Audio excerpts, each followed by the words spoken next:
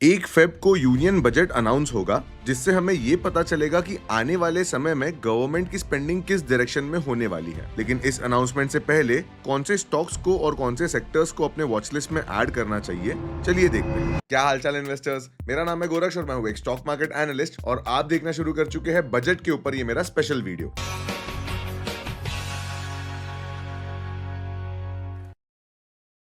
Budget day traders के लिए बहुत ही इंपॉर्टेंट दिन होता है, क्योंकि इस दिन मार्केट में वॉलेटिलिटी भर भर के होती है। इतना ही नहीं, बजट के दिन ये डिसाइड किया जाता है कि आने वाले समय में कौन से सेक्टर्स के ऊपर में कितना इन्वेस्टमेंट किया जाएगा या फिर कितनी स्पेंडिंग होगी गवर्नमेंट के द्वारा on any given specific sector. इस वीडियो में हम 5 ऐसे सेक्टर्स और उनके अंदर के स्टॉक्स का एनालिसिस करने वाले हैं जिनके ऊपर बजट का डायरेक्ट इंपैक्ट होगा। इस वीडियो को आप ध्यान से देखना। अगर आप इस चैनल पे नए हैं तो सब्सक्राइब जरूर कर लेना and let's get into the video. सबसे पहला सेक्टर जिसके ऊपर हम नजर रखेंगे that will be the consumption sector. इस साल ये एक्सपेक्टेड है कि इनकम टैक्स रिजीम में कुछ चेंजेस आने वाले हैं। बेसिकली डायरेक्ट टैक्स पॉलिसी में कोई बदलाव होंगे और ये अज्यूम किया जा रहा है कि ये हम रिटेलर्स के या फिर जो नॉर्मल टैक्स पेयर्स है उनके फेवर में डिसीजन लिया जाएगा। यानी कि आपके जेब से टैक्स अब कम कटेगा और आपके पॉकेट में सेविंग्स थोड़ी ज्यादा होने की संभावना है। Although this is an assumption, लेकिन इसकी नीड बहुत ज्यादा है। तो सरकार ये मेजर इसलिए लेगी ताकि आप कंजम्पशन ज्यादा कर पाओ। बेसिकली प्रैक्टिकल मार्केट में आप ज्यादा स्पेंडिंग कर पाओ।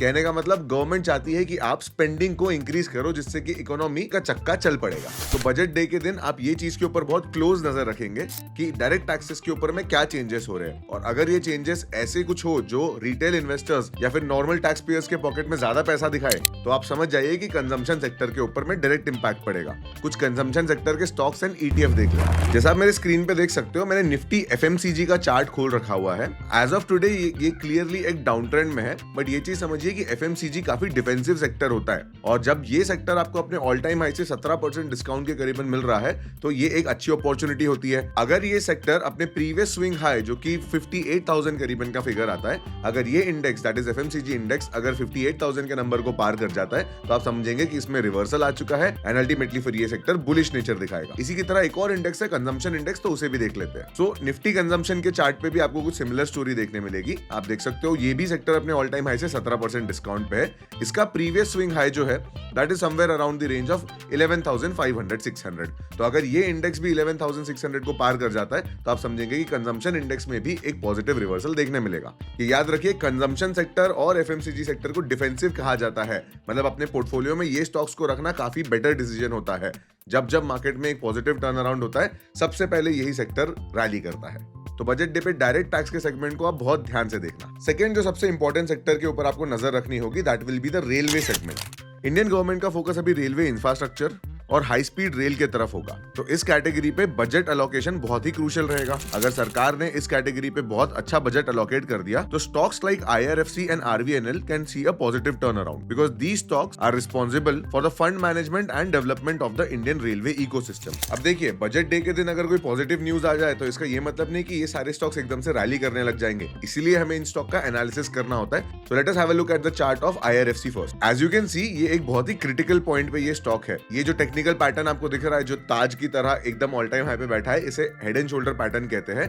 अगर आईआरएफसी अपना नेक्स्ट स्विंग लो, ये जो प्रीवियस स्विंग लो था, इसे ब्रेक कर दे, मतलब अगर खुदा ना खासा 130 के नीचे स्टॉक की क्लोजिंग आ जाए तो ये स्टॉक में बहुत मारामारी हो सकती है। आप देख सकते हो अगला सपोर्ट सीधा 90 के रेंज में है। लेकिन कहानी यही खत्म नहीं होती है। अगर बजट में कोई पॉजिटिव टर्न अराउंड आता है तो ये स्टॉक का प्रीवियस स्विंग हाई भी आपको मार्क कर लेना चाहिए, जो कि इस केस में 150 का प्राइस होगा। तो अगर 153 के ऊपर में, जैसा आप चार्ट पे देख पा रहे हो, अगर 153 के ऊपर में क्लोजर आ जाए तो आप अज्यूम करोगे कि ये स्टॉक में बुलिश रिवर्सल आ चुका है। एंड क्योंकि बजट के एक इवेंट है और बजट में कोई पॉजिटिव न्यूज आई होगी, बेस्ड ऑन दैट फिर ये स्टॉक में एक पॉजिटिव रनअप आ सकता है। इस स्टॉक का शॉर्ट टर्म टारगेट तो अपना प्रीवियस ऑल टाइम हाई ही रहेगा, तो वहां तक का स्विंग तो आप डेफिनेटली कंसीडर कर सकते हो। चलिए आरवीएनएल को भी देख लेते हैं। अनलाइक आईआरएफसी, इसमें एज सच कोई पैटर्न नहीं बना है। ये स्टॉक डायरेक्टली ऊपर गया और एक स्मूथ डाउन ट्रेंड में अभी ये नीचे आ रहा है। तो इसका प्रीवियस स्विंग हाई अगर आप नोट करोगे, कहने का मतलब ये है कि अगर बजट डे पे रेलवे सेक्टर के लिए कोई पॉजिटिव न्यूज आती है तो आपको पॉजिटिव रिवर्सल के लिए वेट करना है। ऐसे नहीं कि बजट सुन लिया और तुरंत कॉल ऑप्शन बाय कर लिया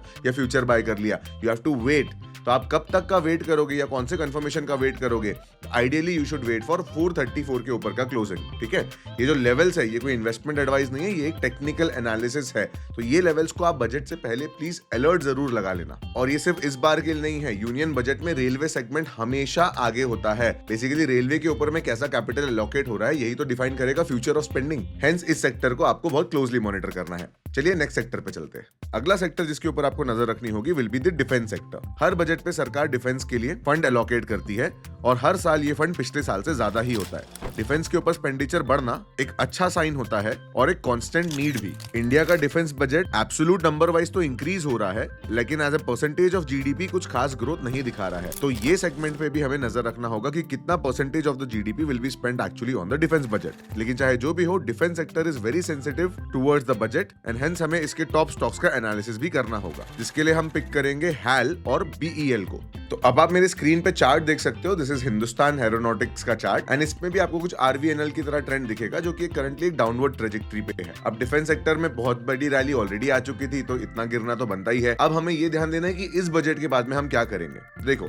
सबसे पहले तो अगर प्रीवियस स्विंग लो टूट जाए, अगर 4700 के दाम के नीचे ये प्राइस खसर जाए एचएएल का, तो ऐसे केस में आप एक समझ सकते हो कि भाई एक बेरिश सिनेरियो एक्टिवेट हो जाएगा और बजट में कोई नेगेटिव न्यूज आई होगी तभी ये जाके ट्रिगर होगा। बट इसी का पॉजिटिव इंपैक्ट आप कब एक्सपेक्ट कर सकते हो? देखिए, एक कंसोलिडेशन जोन दिख रहा है। अब देखो, अगर मैं आपको ये कहूंगा कि भाई यहां से आप सीधा 4800 के ऊपर में एक पॉजिटिव रिवर्सल एक्सपेक्ट करोगे, तो ये बहुत लेट हो जाएगा। ऑलरेडी 20% का रन अप आ चुका होगा। So a better level to consider would be the 4200 का लेवल, क्योंकि यहाँ पे एक छोटा सा कंसोलिडेशन भी आपको देखने मिला था। अगर ये लेवल के ऊपर में एक स्ट्रॉन्ग क्लोजिंग आ जाती है, in fact wait for the closing, okay, just price के ऊपर जाने के बाद में आप ट्रेडिंग मत स्टार्ट करना।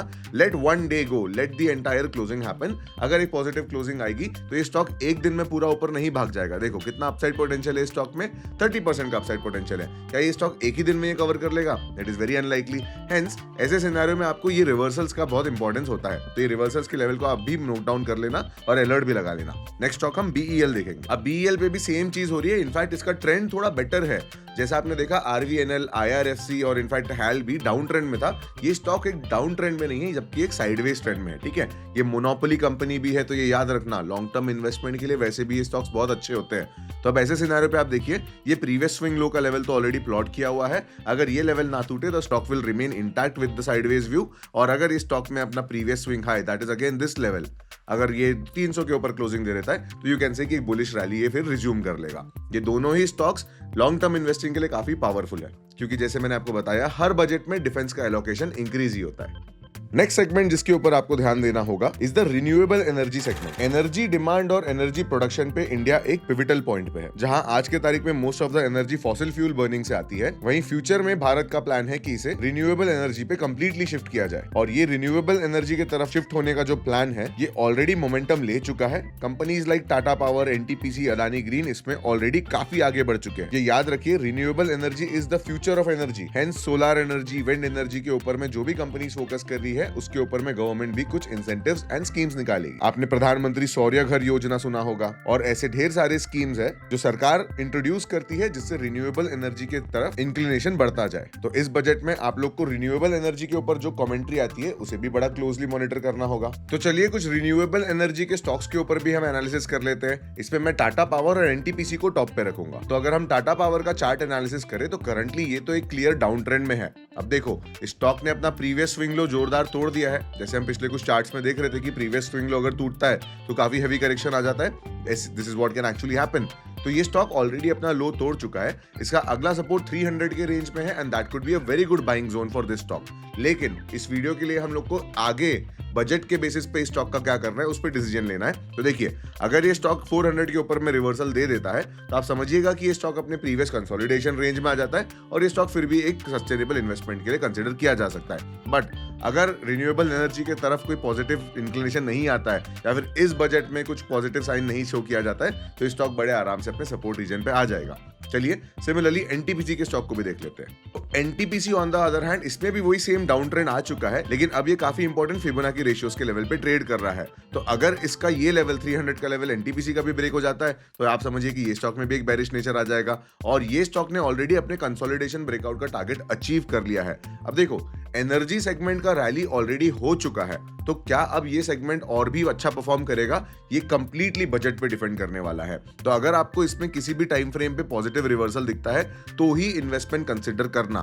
बजट से पहले ये डिसीजन लेने की कोई जरूरत नहीं है, that would be pure speculation. As of today अगर ये स्टॉक 350 के ऊपर में क्लोजिंग दे देता है तो इट विल टर्न बुलिश, तो ये लेवल का भी आप अलर्ट जरूर लगा के रखना। And let us now move to the final sector. आखिरी सेक्टर जो बजट सेंसिटिव होगा वो है एग्रोकेमिकल या फिर एग्रीकल्चर सेक्टर। अब इंडिया मोस्टली एक एग्रीकल्चरल कंट्री है और ऐसे में हमारे बजट का काफी पोर्शन इस सेगमेंट पे ही जाता है। अब किसान का लोन वेव ऑफ होना या नए लोन स्कीम्स प्रोवाइड करना, इसे तो आप स्पेसिफिकली ट्रेड नहीं कर पाओगे, but on the basis of that अगर एग्रीकल्चर के फेवर में positive commentary and positive allocation आता है तो जो स्टॉक्स खेती बाड़ी के बिजनेस में डायरेक्टली इन्वॉल्व होते हैं उनके ऊपर एक पॉजिटिव इंपैक्ट आएगा। ऐसे केस में fertiliser companies and pesticide companies के ऊपर आपको नजर रखनी होगी। हमारी गवर्नमेंट का एग्रीकल्चरल बजट काफी सेंसिटिव होता है क्योंकि ये कहीं ना कहीं वोट बैंक पॉलिटिक्स और मास ऑडियंस को प्लीज करने के लिए बनाया जाता है। तो जैसे ही इस सेगमेंट का अनाउंसमेंट होता है वॉलेटिलिटी जरूर एक्सपेक्ट करना, लेकिन डिसीजन सिर्फ एनालिसिस के बेसिस पे लेना। एग्रो स्पेस में हम यूपीएल एंड चंबल फर्टिलाइजर का एनालिसिस करेंगे।